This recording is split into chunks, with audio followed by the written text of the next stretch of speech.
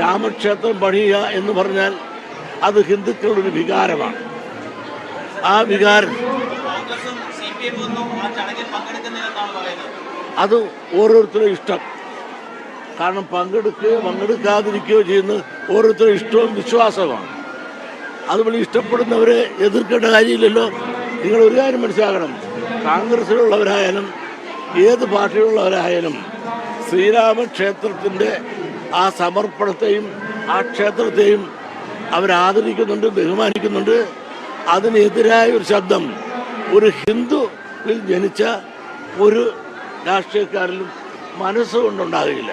പിന്നെ രാഷ്ട്രീയ തീരുമാനങ്ങൾ വോട്ടിന് വേണ്ടിയാണ്. വോട്ടിന് വേണ്ടി പലർക്കും പലതും തീരുമാനിക്കാം. പക്ഷെ അതിനുപരി ഒരു സത്യമുണ്ട്. ആ സത്യം എന്ന് പറയുന്നത് ഹിന്ദുക്കളുടെ ഒരു വികാരമാണ് രാമക്ഷേത്രം. അത് ആരുടെയും മറ്റു മതത്തിനുള്ള വിദ്വേഷമല്ല. ആ വികാരത്തിനെതിരെ നിൽക്കുന്ന ആരായാലും മലവെള്ളച്ചാട്ടം പോലെ ആ വികാരം ഇങ്ങനെ കുത്തിയൊലിച്ചു വരുമ്പോൾ അതിനെതിരെ നിൽക്കുന്ന ഏത് ശക്തിയായാലും അവരാ വികാരം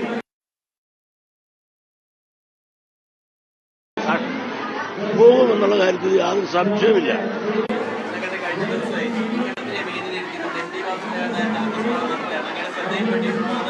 ഞാൻ വായിച്ചു അതിനെപ്പറ്റി ഭിന്നാഭിപ്രായങ്ങൾ. ജയരാജൻ ഒരു അഭിപ്രായം പറഞ്ഞു. അപ്പോൾ എന്തിനെ ഉദ്ദേശിച്ചാണ് പറഞ്ഞതെന്നറിയില്ല.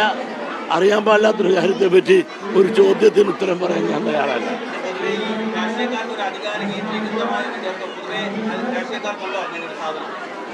രാഷ്ട്രീയക്കാർക്ക് എല്ലാവർക്കും ഇല്ലേ? രാഷ്ട്രീയക്കാർക്ക് ആർക്കാ ഇല്ലാത്തത്? ഒരാളെ മാത്രം കേന്ദ്രീകരിച്ച് പറയുന്നത് എന്തിനാണ്? രാഷ്ട്രീയക്കാരില്ലാത്തവരാരാണെന്ന് പറ. അധികാര കേന്ദ്രീകരണം എന്ന് നടത്തുക. അധികാരത്തിന് വേണ്ടിയിട്ട് ആദർശങ്ങളെല്ലാം എല്ലാ പാർട്ടിയും കുഴിച്ചു മൂടിയില്ലേ? ഇപ്പം എന്തിനാണ് രാമക്ഷേത്രത്തിന് പോകണ്ടെന്ന് സങ്കല്പിക്കാൻ കോൺഗ്രസ് തീരുമാനിച്ചത്? അധികാരത്തിന് വേണ്ടിയിട്ടല്ലേ? കേരളത്തിൽ വയനാട്ടിൽ നിന്ന് രാഹുൽ ഗാന്ധി ജയിക്കണം. കേരളത്തിൽ കൂടുതൽ സീറ്റ് കയറിയിട്ടുള്ളത് ഇന്ത്യയിൽ കേരളത്തിൽ മാത്രമാണ് കോൺഗ്രസിന്. ആ കോൺഗ്രസിന് സീറ്റ് മേടിക്കാൻ വേണ്ടിയിട്ട് അവർ ആ തീരുമാനം എടുക്കാൻ തന്നെ വളരെ വൈകി. ആ ന്യൂനപക്ഷങ്ങളെ പ്രീണിപ്പിച്ച് സീറ്റ് ഉറപ്പിക്കാനുള്ള അടവ് നയല്ലേ അവസാനമെങ്കിലും കോൺഗ്രസ് ഈ CPM നേരത്തെ എടുത്ത തീരുമാനമാണ്, വളരെ നേരത്തെ. ഇവർ തീരുമാനം എടുക്കാൻ എത്ര വൈകിയത് എന്താണ്? ആരെടുത്താലും CPM എടുത്താലും ആരെടുത്താലും ഈ വികാരം ഹിന്ദുക്കളിലുണ്ട്. ആ വികാരം ഇപ്പോൾ ശബരിമലയ്ക്ക് പോകണ്ടെന്ന് ആരെങ്കിലും പാർട്ടി തീരുമാനിച്ചാൽ പോകാതിരിക്കുമോ? എല്ലാവരും പോകും. ആ വിശ്വസിക്കുന്നു. അതുപോലെ തന്നെയാണ് രാമക്ഷേത്രത്തിൽ പോകണ്ടെന്ന് ആര് പറഞ്ഞാലും ലക്ഷക്കണക്കിന് ആൾ പോകും. അതൊരു വികാരമാണ്, അതൊരു വിശ്വാസമാണ്. ആ വിശ്വാസത്തിന് എതിരായിട്ടോ അതിന് വിപരീതമായിട്ടോ ആരും നിൽക്കുന്നത് ശരിയല്ല, ഇത് മാന്യമല്ല. ഇത് മതേതരമായി ചിന്തിച്ച് പ്രവർത്തിക്കുന്ന ഒരു രാഷ്ട്രമാണ് ഭാരതം.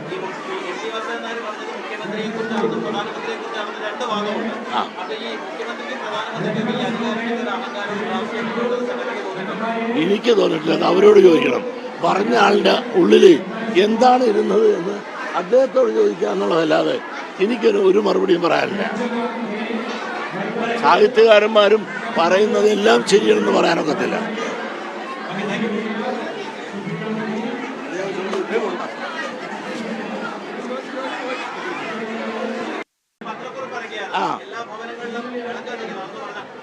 അതായത് എന്തു പറയാനാണ്? ഞാൻ പറഞ്ഞത് രാമപ്രതിഷ്ഠ നടക്കുന്ന സമയം അതൊരു ഒരു ഹിന്ദു വികാരമാണ്. ആ ഹിന്ദു വികാരത്തിൽ വിശ്വാസമുള്ളവർ എല്ലാ ഭവനത്തിലും അത് ജാതിമത വ്യത്യാസമില്ലാതെ രാമനെ ഇഷ്ടപ്പെടുകയോ ബഹുമാനിക്കുകയോ ആദരിക്കുകയോ വിശ്വസിക്കുകയോ ചെയ്യുന്ന എല്ലാവർക്കും അവരുടെ ഭവനങ്ങളിൽ ദീപം തെളിക്കുക എന്നുള്ളത് ഞാൻ ആഹ്വാനം ചെയ്ത് ഉൾക്കൊള്ളട്ടെ. ഉൾക്കൊള്ളാൻ മനസ്സില്ലാത്തവർ ഉൾക്കൊള്ളണ്ട എന്നുള്ളൊരു ആശയത്തിൽ പറഞ്ഞതേ ഉള്ളത്. ശ്രീരാമൻ എന്ന് പറഞ്ഞാൽ അദ്ദേഹം എന്ന് പറയുന്നത് ദൈവതുല്യനാണ്, ദൈവമാണ്. യേശുക്രിസ്തു ക്രിസ്ത്യാനികൾക്ക് ദൈവമാണെങ്കിൽ അദ്ദേഹത്തെ മുസ്ലിങ്ങൾക്ക് അള്ളാഹു ദൈവമാണെങ്കിൽ അതോടൊപ്പം തന്നെയാണ് ഹിന്ദുക്കൾക്ക് ശ്രീരാമൻ ദൈവമാണ്. മാത്രമല്ല ശ്രീരാമചന്ദ്രൻ എന്ന ആ ആശയവും ആ ക്ഷേത്രം പണിയുന്നതിന് വേണ്ടി ഉള്ള ശ്രമം ആദ്യം തുടങ്ങുന്നത് ആലപ്പുഴക്കാരിൽ നിന്നാണ്. ഏതാണ്ട് 1949 74 കൊല്ലങ്ങൾക്ക് മുമ്പ് ആലപ്പുഴക്കാരനായ ഒരു കളക്ടർ. പക്ഷേ ഇന്നിപ്പോൾ അതൊരു വിവാദമാക്കേണ്ട കാര്യമില്ലായിരുന്നു. കാരണം ഇതുമായിട്ടൊരു കേസുണ്ടായി, ആ കേസുമായിട്ട് വിധിയുണ്ടായി. രാമക്ഷേത്രം പണിയുന്നതിന് വേണ്ടിയിട്ട് ഹിന്ദുക്കൾക്കും മുസ്ലിങ്ങൾക്ക് ക്ഷേത്രം പണിയുന്നതിന് വേണ്ടി 2.5 ഏക്കർ ചോദിച്ചെങ്കിൽ 5 ഏക്കർ കൊടുത്ത് ഒരു സമവായത്തിലൂടെ ഒരു ജഡ്ജിമെൻ്റ് ഇന്ത്യയിലുണ്ടായി. അതനുസരിച്ച് രണ്ടുകൂട്ടരും അവരുടേതായ ആരാധനാലയങ്ങൾ പണിയുന്നു, പടുത്തുയർത്തുന്നു. അതിൽ നമ്മൾ മതവിദ്വേഷത്തിന് കാണുന്നു.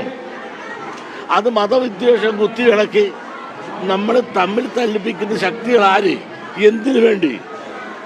രാമക്ഷേത്രം പണിയട്ടെ, മുസ്ലിങ്ങൾ അവരുടേതായ ആചാരപ്രകാരമുള്ള ക്ഷേത്രം അവിടെയും പണിയട്ടെ. ഇത് രണ്ടും ഒരു കോടതി വിധിയിലൂടെ ഉണ്ടായ ആ തീരുമാനം.